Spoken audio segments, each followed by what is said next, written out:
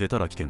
胃が弱っている人の特徴4選。なんとなく不調が続く。食欲がない。それへの疲れが原因かもしれません。見返せるようにチャンネル登録よろしくね。1、朝食が入らない。東洋医学では胃は朝に最も働く臓器。朝になっても食欲が湧かないのは息の低下サインとされ、エネルギーが不足している状態とも言えます。白湯や昆布水でゆっくり目覚めさせるのがおすすめ。2、食後すぐ横になりたくなる。胃が弱っていると消化にエネルギーを取られてだるくなる傾向が強くなります。特に炭水化物中心の食事後に眠気や倦怠感が来る人は注意。